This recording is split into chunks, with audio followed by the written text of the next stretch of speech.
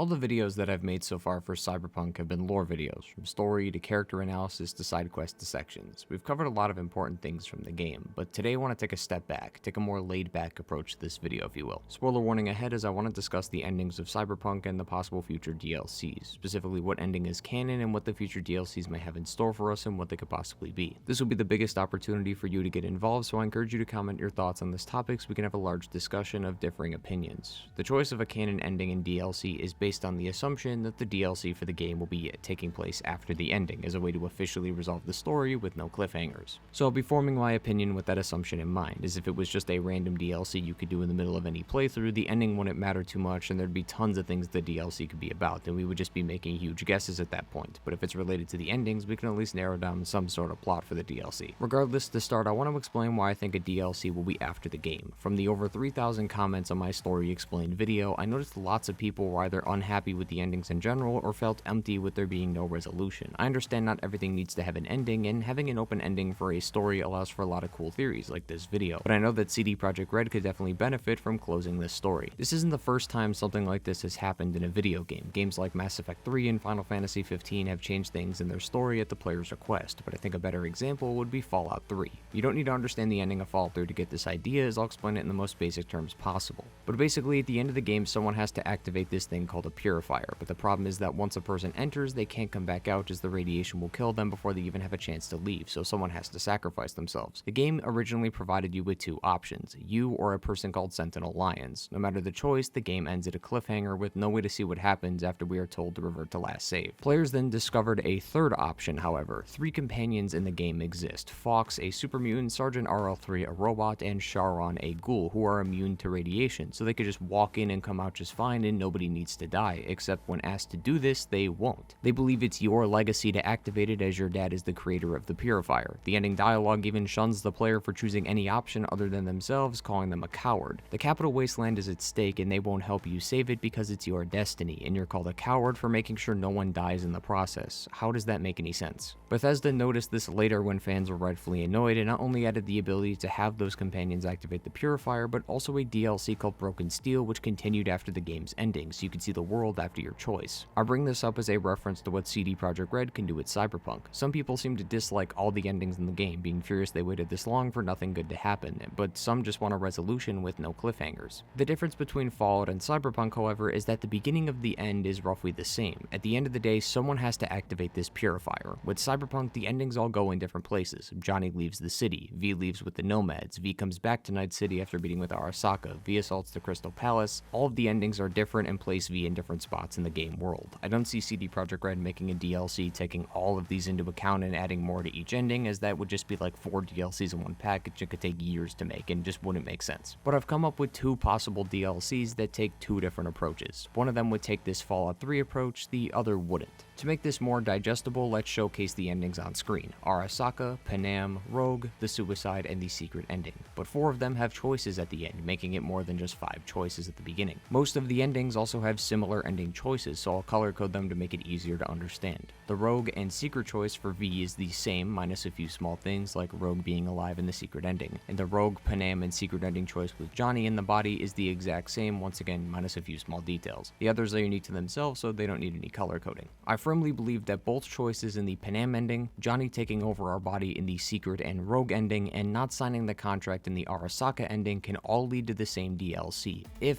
the DLC is based around saving V's life. That was a lot of claims thrown out really quickly, so let's slow it down. If we as V do not sign the contract, we get sent back to Night City. In the Panam ending, we either leave town with the Aldecaldos or Johnny leaves town in our body. If Johnny takes over our body during the Rogue mission or the Secret ending, you get the point, he leaves town in our body. These can all in some way lead to an after the ending DLC, just like the life paths did in the beginning of the game. As we know, the first hour or so is different with the life paths, but no matter what, we all end up in the same car and we all end up finding Sandra in the bathtub. They could do the exact same thing, but with 3 endings. As an example to make this easy, let's just say the cure to help V is in Arizona. I say that because Panam's ending, when discussing V's illness, she mentions how there are people in Arizona that might be able to help us, so the goal is to get to Arizona. If we start with Panam's ending, the place they are traveling to during that ending is Arizona, so maybe the DLC starts where they left off on this tank, and then you arrive at the base, talk with some Aldecaldos, set up camp, then talk with Panam's contacts that'll help V's illness, and the life path, and the DLC will start here. For the Arasaka ending, it's assumed V is sent back to Night City to live out the rest of his days. He realizes that Arasaka didn't help, so he starts looking for more options. Of course, since you were up in space for God knows how long, it may be hard to find some contacts. The question is Panam. If she had plans to leave Night City with or without you, maybe calling her will let V know of her location so he can drive out there and meet her. Or if she can't be reached, maybe you can travel back to the original Aldecaldo camp, because I'm assuming not all of them left with us, so they can lead you to Arizona and then to Panam. You discuss your issue, she lets you know about her contacts, you call them just like before, and that ends the life path where the DLC starts. The other option is Johnny, and this one's a little different. Johnny leaves town now in V's body. He's clearly upset at this, as the original plan we hear throughout the game is that Johnny stays in cyberspace with Alt and V goes back into his body. We may not like the outcome, but what's done is done, and Johnny wants to live on for him. But maybe after some time he realizes that he really misses V, or he feels awful because in a roundabout way he did cause his death and wants things to go back to before. So he starts looking for answers. Maybe he even calls Panam. This one's a little fishy, as we can tell from the voicemail she clearly hates him, but maybe he can reconcile with her and explain the situation. He then makes it to Arizona through some way, and the life path ends. The obvious issue is that Johnny is still in control of the body. Is there a possibility of playing this whole thing as Johnny, essentially making a totally different storyline? As cool as that sounds, I don't think that would happen, but is a nice thing to think about. If that doesn't work, maybe Johnny goes into cyberspace and has V take over again. I understand there's a lot of holes in this, but I feel like this can work out somehow. Taking into account all the endings and the things we just discussed, that provides the player with a resolution to V's illness accessible from 5 out of the 9 endings in the game.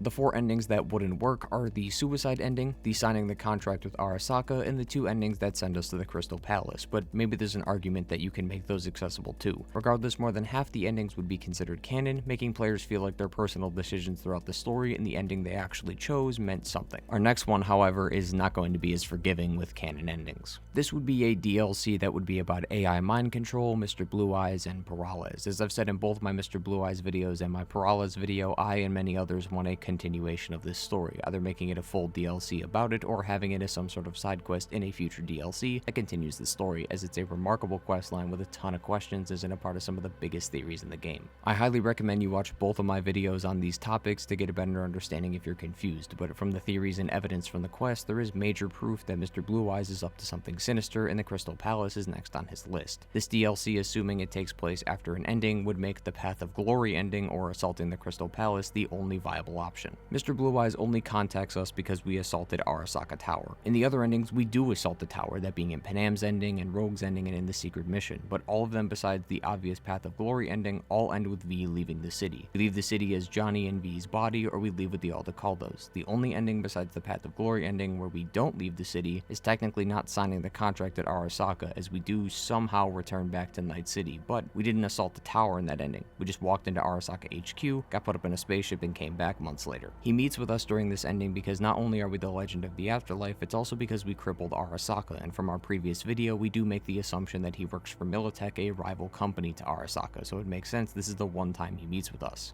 Taking all that in, this is why it wouldn't make sense for any of the endings in this game but this exact one to work. Lots of things point to this being a major plot point in the game as well, but the biggest reason has to be the voicemails. After the ending, the people we have helped, the people that know us, and the people we have relationships with will call us at the end of the game. All of them are Victor, Mama Wells, Judy, Panam, Saul, Mitch, Rogue, Carrie, River, Takamura, Hanako, Jeff, and Misty. All of them are either main characters, being Panam, Victor, Misty, Takamura, and Rogue, romanceable characters like Carrie, River, Judy, and Panam, related to the main characters like Mama Wells, Saul, and Mitch, or are only relevant based on your ending, which would be Hanako, who only shows up during the Arasaka ending. The only one who doesn't fit any of these criteria is Jeff. There are loads of side characters in the game that give us quests to do. Rachel, Lizzie Wizzy, Blue Moon, Nancy, Coach Fred, and the Fixers. None of them have left voicemails except for Jeff. He has no affiliation to any group we are with during any of the endings, that being Arasaka or the Aldecaldos. We only do 2 missions for him, which is less or the same amount of missions as some of the other side characters on that list. He's not romanceable, he's not related to the main cast like Mama Wells, Misty, or Victor, and he even deleted our contact info at the end of the quest line, so why is he still leaving voicemails? Because this quest line is important, and CD Projekt Red is making sure that we know that by having him show up at the end of the game. He's the only outlier on this entire list, so he has to be important. There's literally no other reason for him to be calling us other than that.